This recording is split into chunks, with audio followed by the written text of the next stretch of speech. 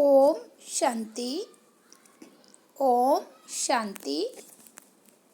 23 दिसंबर 2022 की साकार मुरली है। मीठे बच्चे, याद में बैठते समय आंखें खोल कर बैठो, क्योंकि तुम्हें खाते पीते चलते फिरते बाप की याद में रहना है। आज का प्रश्न है, भगवान को ढूंढने के लिए मनुष्य दर दर धक्के क्यों खाते हैं? कारण? उत्तर है, क्योंकि मनुष्यों ने भगवान को सर्वव्यापी कह बहुत धक्के खिलाए हैं। सर्वव्यापी है तो कहाँ से मिलेगा? फिर कह देते हैं परमात्मा तो नाम रूप से न्यारा है। जब नाम रूप से ही न्यारा है तो मिलेगा फिर कैसे, और ढूंढेंगे किसको? इसलिए दर दर धक्के खाते रहते हैं। तुम बच्चों का भटकना अब छूट गया। तुम निश्चय से कहते हो, बाबा परम धाम से आए हैं। हम बच्चों से इन ऑर्गन्स द्वारा बात कर रहे हैं। बाकी नाम रूप से न्यारी कोई चीज होती नहीं। ओम शांति। मीठे मीठे बच्चे बाप की याद में बैठे हैं। यह किसने कहा और किसको? सभी आत्माओं के बाप ने अपने बच्चों आत्माओं से बोला। आत्माओं ने ऑर्गन से सुना कि बाबा ने क्या कहा। बाप ने कहा, अपने बाप को याद करते हो? बाप को याद करने के लिए क्या आंखें बंद करनी होती है? बच्चे जब बाप को याद करते हैं तो आंखें तो खुली हुई होती है। उठते बैठते चलते फिरते बच्चों को बाप की याद रहती है। आंखें बंद करने की दरकार नहीं। आत्मा जानती है कि मेरा बाप इन ऑर्गन से मेरे से बात करते हैं। परम धाम से आए हैं इस पतित पुरानी दुनिया को नई दुनिया बनाने। यह बुद्धि में है। आंखें तो खुली हुई है। बाबा बात करते हैं, तुम सुनते भी हो और याद में भी हो। कौन सुनाते हैं? परम पिता परमात्मा। उनका नाम क्या है? जैसे तुम्हारे शरीर का नाम है वह बदलता रहता है। एक शरीर लिया, छोड़ा, फिर दूसरा लिया तो नाम भी दूसरा पड़ेगा। आत्मा का नाम बदलता नहीं है। बाप कहते हैं, मैं भी आत्मा हूँ, तुम भी आत्मा हो। मैं परम धाम में रहने वाला परमात्मा हूँ, इसलिए सुप्रीम आत्मा कहते हैं। सुप्रीम ऊंचे ते ऊंच को कहा जाता है। ऊंच आत्माएं भी हैं तो नीच आत्माएं भी हैं। कोई पुण्य आत्मा, कोई पाप आत्मा। बाप कहते हैं, मुझ आत्मा का नाम सदैव एक ही शिव है। नाम तो जरूर चाहिए ना। न जानने के कारण कह देते हैं नाम रूप से न्यारा है, परंतु नाम रूप से न्यारी कोई चीज हो ना सके।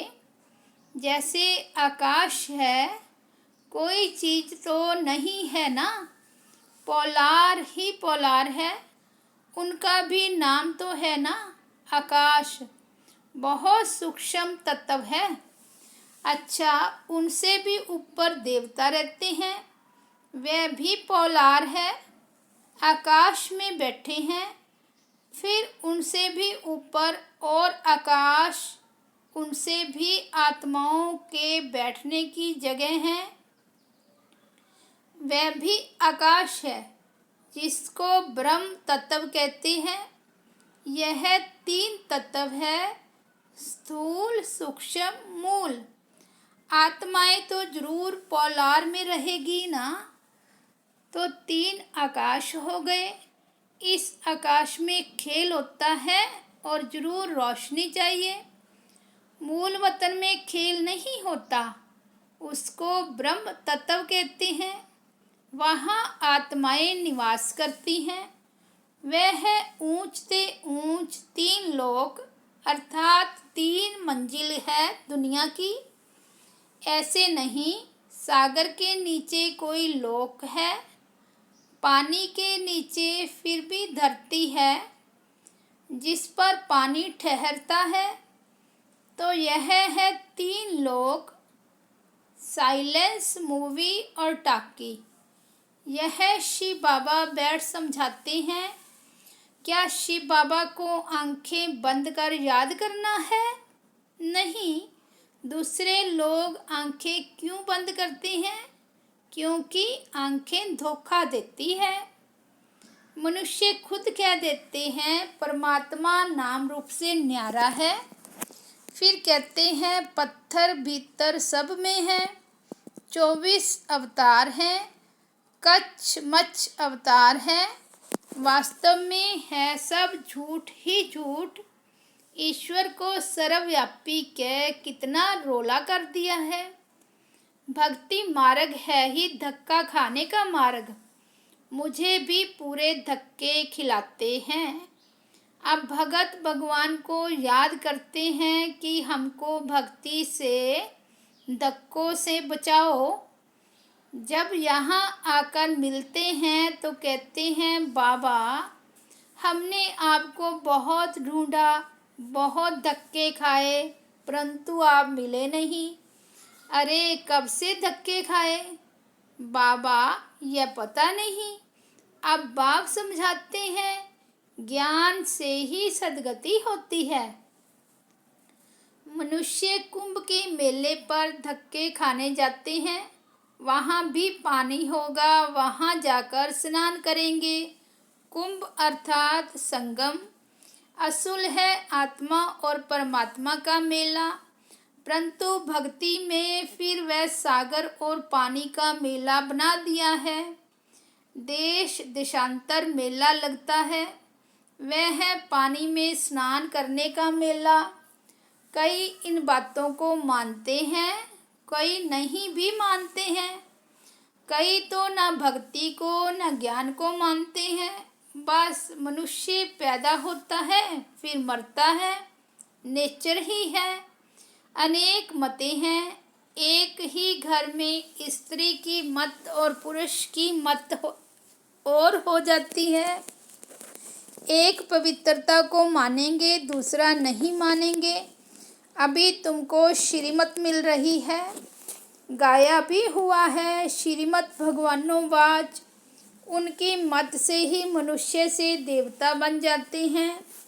देवता धर्म अभी है नहीं, निशानियाँ चित्र हैं जिससे सिद्ध है कि आदि सनातन देवी देवता धर्म था।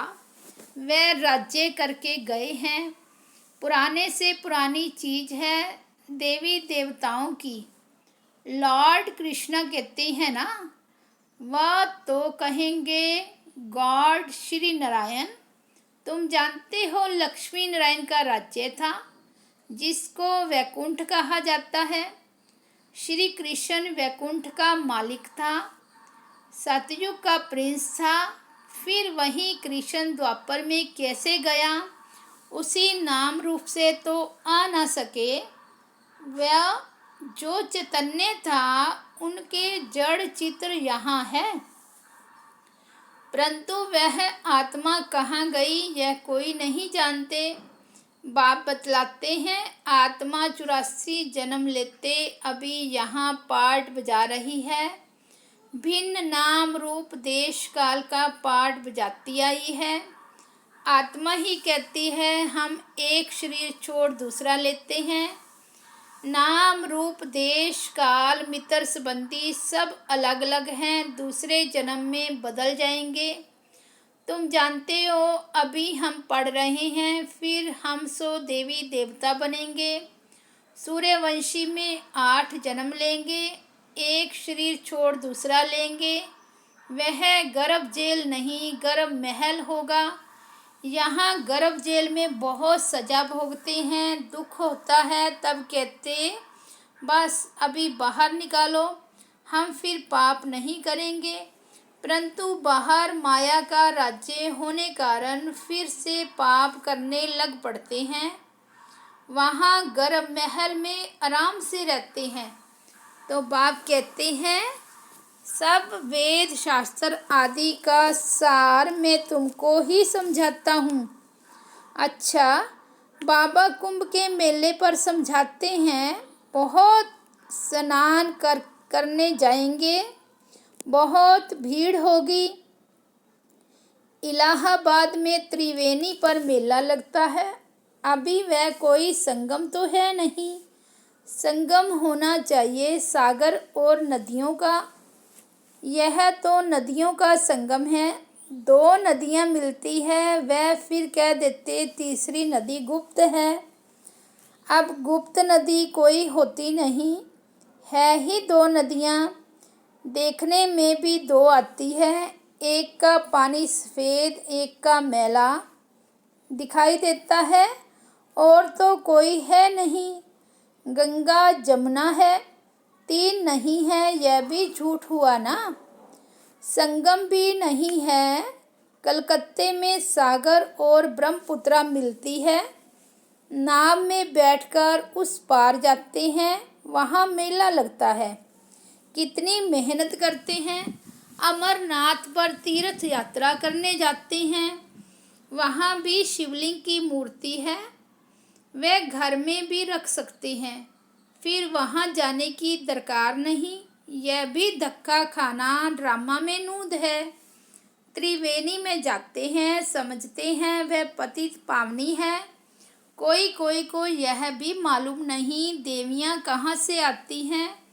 पहाड़ से आती हैं, परंतु पानी तो सागर से आता है। बादल बरसते हैं तो ऊंचे पहाड़ होने कारण बर्फ जम जाती है। फिर धूप लगने के कारण जब बर्फ गलती है तो पानी इकट्ठा होकर नदियों में आता है। अब विचार करो कि पतित पावन परम पिता परमात्मा ज्ञान का सागर व ज्ञान नदियाँ, वह पानी का सागर और नदियाँ बहुत अंधकार में धक्का खाते रहते हैं। अब उनको कैसे बताएं कि यह पतित पावनी नहीं है, यह तो बरसात का पानी है। बादलों से पानी आता है, बादल फिर सागर से पानी खींचते हैं। पानी तो पतित पावन हो नहीं सकता। गाते भी हैं पतित पावन सीताराम, हे पतित पावन आओ। आत्माएं कहती हैं हे पतितों को पावन बनाने वाले बाबा रहम करो। बाप समझाते हैं यह भक्ति के धक्के खाने से कोई पावन बनते नहीं हैं। ये नदियाँ तो अनादि है ही, पानी है पीने और खेती करने के लिए, वह कैसे पावन करेगा। अभी यह तुम्हारा अंतिम जन्म है, मैं आता हूँ तुमको पावन बनाने। सतयुग पावन दुनिया थी, यह है पति दुनिया। जो पावन थे वही 84 जन्म ले पतित बने हैं, इसलिए फिर पावन बनने के लिए बाप को बुलाते हैं। आधा कल्प से उतरती कला होती आई है। भारत सतयुग में बहुत सुखी था, पावन था, अब दुखी है क्योंकि पतित है, इसलिए पुकारते हैं ओ गॉड फादर, और फिर कह देते उनका नाम रूप है नहीं। तब पुकारते किसको हैं यह भी समझते नहीं। जैसे कहते हैं आत्मा स्टार मिसल है, चमकता है अजब सितारा। आत्मा बिल्कुल छोटी बिंदी मिसल है, टीका भी यहाँ लगाते हैं और कहते हैं भरकुटी के बीच चमकता है अजब सितारा। तो इतनी छोटी सी बिंदी आत्मा में 84 जन्मों का अविनाशी पार नूंदा हुआ है, वह कभी मिट नहीं सकता। यह सारा नाटक इमॉर्टल है, चक्कर फिरता रहता है। ऐसे नहीं सृष्टि एक जगह खड़ी है। आदि सनातन देवी देवता धर्म जो पहले था वह अब नहीं है। जरूर जब ना हो तब तो मैं आऊँ। मैं आकर फिर से देवी देवता धर्म की स्थापना करता हूँ तो चक्कर फिरता है। हिस्ट्री ज्योग्राफी फिर रिपीट होती है। सतयुग में सूर्यवंशी राज्य था, त्रेता में चंद्रवंशी। अब फिर तुमको 84 जन्मों का पता पड़ा है ना, कैसे हम चढ़ती कला में आते हैं। बाप सभी बच्चों को पति से पावन बनाने का रास्ता बताते हैं। ऐसे नहीं कहते कि आंखें बंद कर मुझे याद करो। खाते पीते चलते मुझे याद करना है। आंखें बंद कर खाना खाएंगे क्या, मक्खी अंदर चली जाए। तुम बच्चों की आत्मा जानती है कि बाबा हमको पढ़ा रहे हैं। वे कहते हैं बच्चे मुझे याद करो तो तुम पावन बनेंगे। जितना समय यात्रा में रहते हैं तो मनुष्य पवित्र रहते हैं, लौटकर आते हैं तो घर में फिर पतित बन जाते हैं। तुम्हारी है रूहानी यात्रा जो बाप कराते हैं। बाप कहते हैं तुमको अमर लोक में चलना है तो मुझे याद करो। आत्मा पवित्र होने से ही तुम उड़ सकेंगे। अंतमति सो गति होगी। बाप की श्रीमत से ही सदगति मिलती है। श्रीमत कहती है हे आत्माएं, मामेकम याद करो तो खाद निकल जाए और तुम मुक्ति धाम में चले जाएंगे, फिर जीवन मुक्ति में आएंगे। इस चक्कर को समझने से तुम चक्रवर्ती राजा बनेंगे। सतयुग त्रेता में तुम पावन थे। फिर बाप तो पूछेंगे ना कि तुमको पतित किसने बनाया। यह भी अभी तुम बच्चे समझते हो कि जब से रावण राज्य शुरू होता है तो पतित बन पड़ते हैं। आधा कल्प के बाद पुरानी दुनिया हो जाती है। फिर तुमको सुख तो नई दुनिया में मिलना चाहिए, वह मैं ही आकर देता हूँ। हम तुमको पावन बनाते हैं, वह तुमको पतित बनाते हैं। मैं वर्षा देता हूँ, रावण श्राप देते हैं। यह है खेल। रावण तुम्हारा बहुत बड़ा दुश्मन है। उनका बुत बनाकर जलाते हैं। कभी देखा शिव का चित्र उठाकर जलाए? नहीं, शिव तो है निराकार। राम सुख देने वाला, उनको कैसे जलाएंगे। दुख देने वाला है रावण। कहते हैं यह अनादि जलाते आते हैं। तो क्या शुरू से ही रावण राज्य था? राम राज्य हुआ ही नहीं। यह सब समझाना पड़े। रावण राज्य कब से शुरू हुआ यह किसको पता नहीं।